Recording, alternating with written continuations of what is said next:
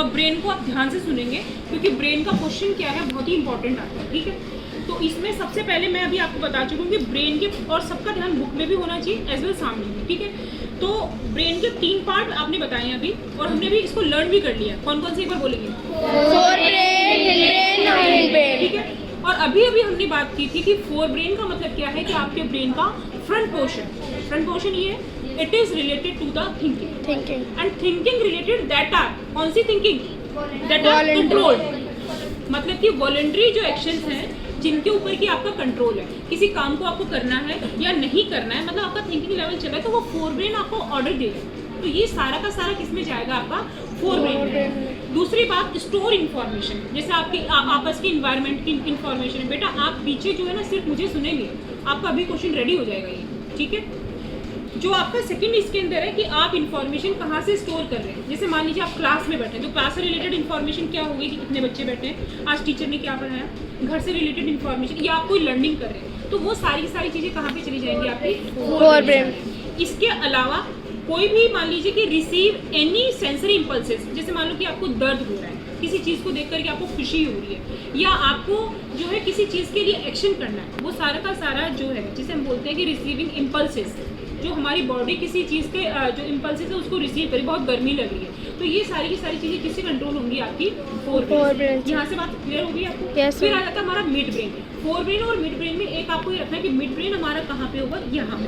समझ में आ गई? मैंने आपको एक बात पहले ही बोली थी अभी ही कि जब टेंशन होगी तो उस पर आपका कंट्रोल नहीं होगा। कहाँ से दुखेगा आपका? यहाँ से दुखेगा, मिड ब्रेन से। समझ में आ गई कि नहीं? अगर मिड को आपको वैसे ऐसे ही याद रखना है कि यहाँ पर ये जो मिड ब्रेन मेरा है, इसमें कौन से एक्शंस चलेंगे इनवॉलंटरी, जिनके ऊपर कि मेरा कंट्रोल नहीं है। डिप्रेशन है, गुस्सा आना है, किसी चीज़ को देखकर अचानक से आप चिल्ला उठते हैं कि अरे वाह, जैसे बोलते हैं ना, कंट्रोल ही नहीं है, ठीक है।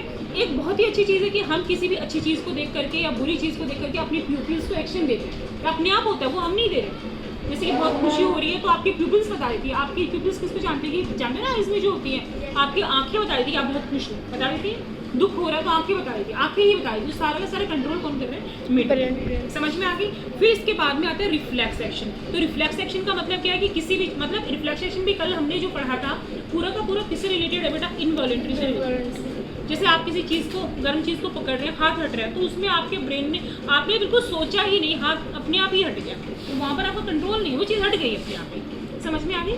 तो रिफ्लेक्स सेक्शन में भी कौन काम करेगा? आपका मिड ब्रेन। थर्ड पार्ट है आपका हिंड ब्रेन। तो सबसे पहले आप सभी बच्चे अभी हिंड ब्रेन के 3 पार्ट्स बताएंगे, और मेरे साथ आप रिपीट करेंगे। कौन कौन से होगी? एक बार फिर से, एक बार फिर से, ठीक है। तो सेरिब्लम क्या करेगा? सेरिब्लम का मतलब क्या है कि ये हमेशा क्या करेगा? कंट्रोल करेगा। किस चीज़ को? आपको कंट्रोल करेगा, मतलब कि बैलेंस करेगा कि आपको किसी चीज़ को उठाना है, आपको खुद को खड़े होना है, आपका पोस्चर, ये सारी की सारी चीज़ें कौन कंट्रोल करेगा? एक बार फिर से सुनेंगे।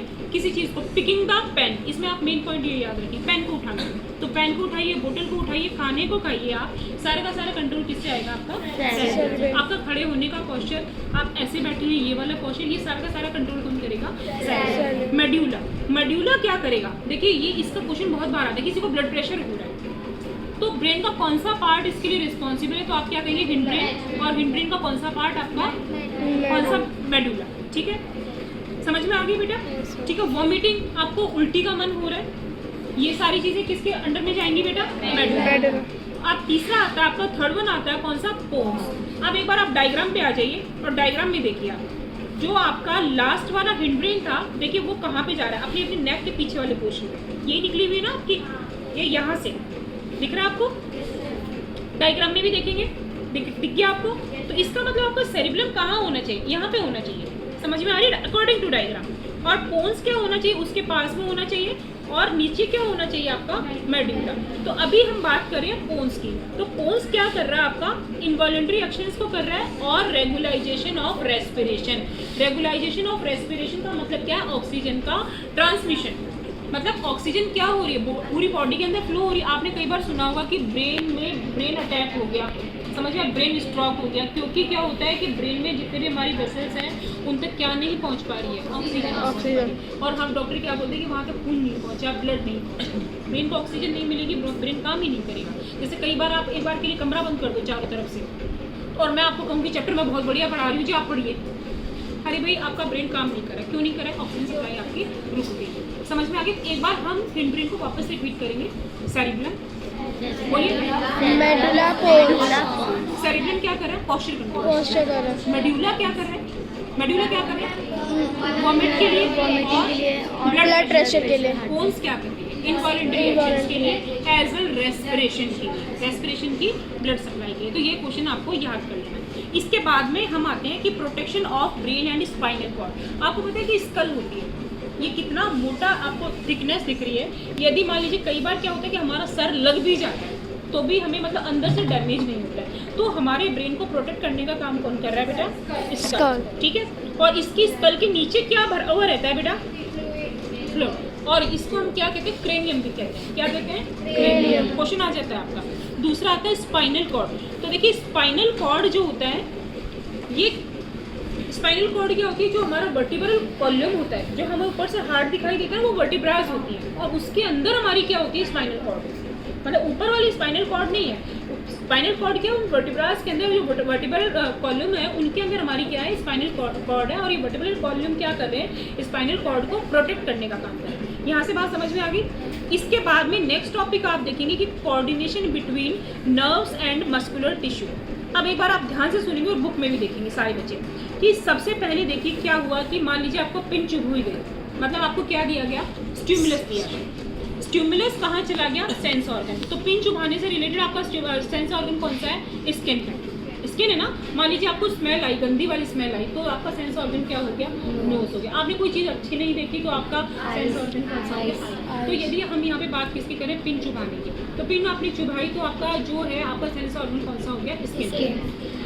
अब ये स्किन से आपको फील आई, किसकी, पिन की फील आई ना, तो इसका मतलब जो यहाँ इसके अंदर आपके स्किन के अंदर क्या मौजूद थी, सेंसरी नर्व्स मौजूद थी। इन सेंसरी नर्व्स ने अपनी जो इंफॉर्मेशन है कहाँ पर भेजी, CNS। कहाँ पर भेजी, CNS। कहाँ पे भेजी, CNS का फुल फॉर्म होता है सेंट्रल नर्वस सिस्टम। अब जैसे ही मान लीजिए CNS तक पहुँच गया, उसने डिसीजन बना दिया कि हाथ हटाना है, बनाया कि नहीं बनाया, इसने इंफॉर्मेशन को रिसीव भी किया और इसने रेस्पॉन्स भी दे दिया। मतलब आपकी ये प्रोसेस इतना जल्दी हुआ कि पिन चुभते ही आपका हाथ हट गया, लेकिन ये हाथ हटाने का ऑर्डर किसने दिया था, CNS ने, सेंट्रल नर्वस सिस्टम। समझ में आ गई। फिर इसके बाद में ये कहाँ पे गए, मोटर नर्व से मसल्स में चले गए। कौन चले गए, सेंसेस। और वहाँ पर क्या हुआ, रीअरेंजमेंट हुआ किसका, मसल्स प्रोटीन का, और वहाँ से ही कहाँ चले गए, मसल्स शॉर्ट। तो इस तरीके से आपकी क्या चलते हैं, ये सेंसेस चलते हैं। बात समझ में आ गई। तो सेंसेस में आपका मेन पार्ट किसका था, CNS का, और उसके बाद में किसका था बेटा, मोटर नर्व का, और उससे सेंसेस आगे कहाँ ट्रांसमिटेड हुए, मसल्स। बात समझ में आ गई आपको ये चीज़। अब इसके बाद में आता है कि limitations of electric communication nerve system, ठीक है। अब इसमें देखिए लिमिटेशंस क्या क्या है, मान लीजिए कि कौन कौन सी चीज़ें जो आपकी बॉडी तक नहीं पहुंच पाती है, ठीक है। तो